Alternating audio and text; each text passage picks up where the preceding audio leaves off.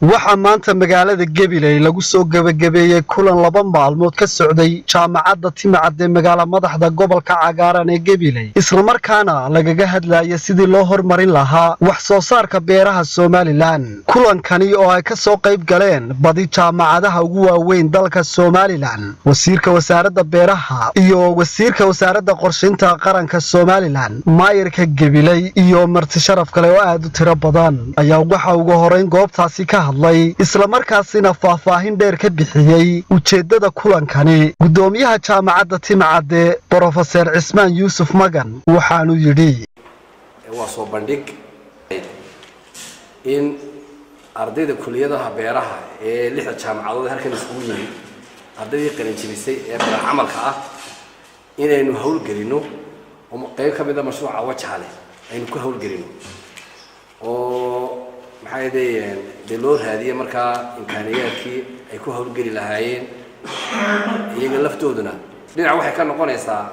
jaamacadaha oo dhan meel ay maaragtay ardayda wax ku bartaan dhinacna waxay ka noqonaysaa wax soo saar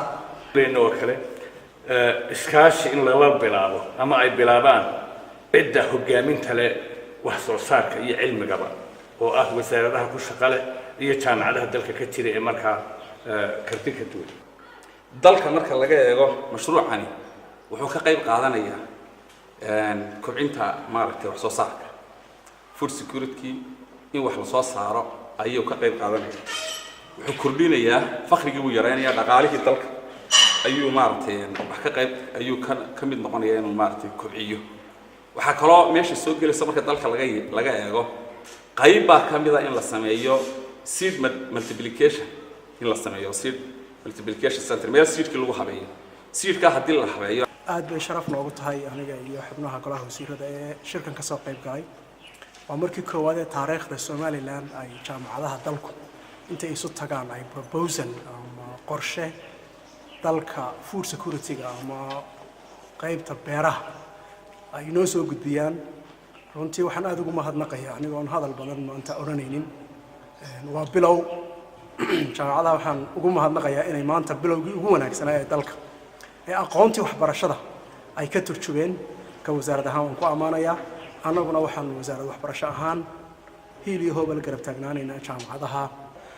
gabagabadii kulankani waxaa soo afmeeray wasiirka wasaaradda beeraha Somaliland Axmed Muumin Saad waxaan aad iyo aad ugu mahadcelinayaa 6 jaamacadood ee runtii gartay inay maanta kulankan inoogu yeedhaan risanaan kareenin khudaar dibadda uga timaada iyo raashin dibadda uga yimaada midna ayna ku talagali karin wayna ku tiirsanaanin inagoo runtii muxuu ahaay isku tashadayna inaynu la soo baxno waddankeena oo aynu haysano ay ka mid yihiin arrimihii inoo saalaa inaynu cunto la soo baxno oo ay ka tahay dhulkii roobkii iyo dadkiiba soo aynu u sugno khudaar iyo cunto dibadda ay nooga imanaysaa Cabdirasaaq Axmed Hayaan ilka case shabakada wararka Gabiley News Network magaalada Gabiley